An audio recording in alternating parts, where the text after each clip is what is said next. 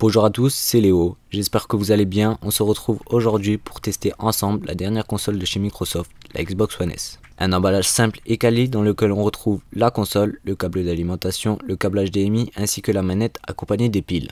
Désormais, le boîtier d'alimentation se retrouve intégré au boîtier de la console, donc un seul câble pour alimenter la bestiole. On se retrouve ici avec une console plus petite de 40% comparée à sa grande sœur, la Xbox One. Avec cette Xbox, une nouvelle manette fait son apparition. Elle obtient maintenant la technologie Bluetooth permettant une meilleure connexion et plus de distance avec la console, mais également de pouvoir jouer sans fil sur PC. Seul point négatif, toujours pas de batterie intégrée à la manette, les piles sont donc toujours présentes pour l'alimenter. Entrée et sortie HDMI, 2 ports USB 3.0, un port Ethernet, une sortie optique pour le son constitue les connectiques arrière de cette Xbox. À l'avant, un port USB 3.0 ainsi que le lecteur Blu-ray qui est compatible maintenant Ultra HD. Parlons-en de l'Ultra HD mais également du HDR qui intègre les nouveautés de cette console. Ces caractéristiques ne concernent pas que le lecteur Blu-ray, elles permettront de jouer en Ultra HD grâce à la mise à l'échelle faite par la Xbox du Full HD vers l'Ultra HD, mais également d'afficher l'écran d'accueil en Ultra HD. Pour ceux qui ne connaissent pas la technologie HDR, elle permet de rendre une image plus contrastée avec des noirs plus profonds et plus détaillés. Autant dire que pour 240 €, avoir de l'Ultra HD et du HDR sur sa console, c'est plutôt pas mal.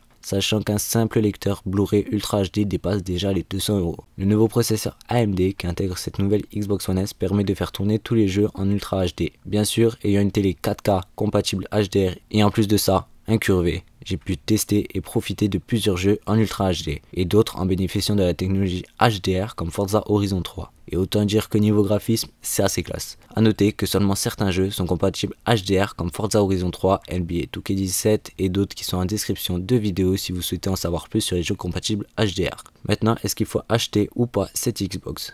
Si vous avez déjà une Xbox One et que vous n'avez pas de télé 4K ou compatible HDR, l'achat de la Xbox One S n'est pas nécessaire. Au contraire, si vous n'avez pas de console ou pas d'Xbox One ou que vous avez un écran 4K et compatible HDR, l'achat de la Xbox One S peut se faire. Concernant le prix et stockage, il faudra débourser 250 € pour 500 Go avec un jeu, 330 € avec un jeu et 1 Tera de stockage, et pour 2 Tera, 399 € seront nécessaires. En attendant de finir mon match, n'oubliez pas d'aimer, de partager et de vous abonner. Moi je vous dis à la prochaine pour de nouvelles vidéos. Ciao tout le monde.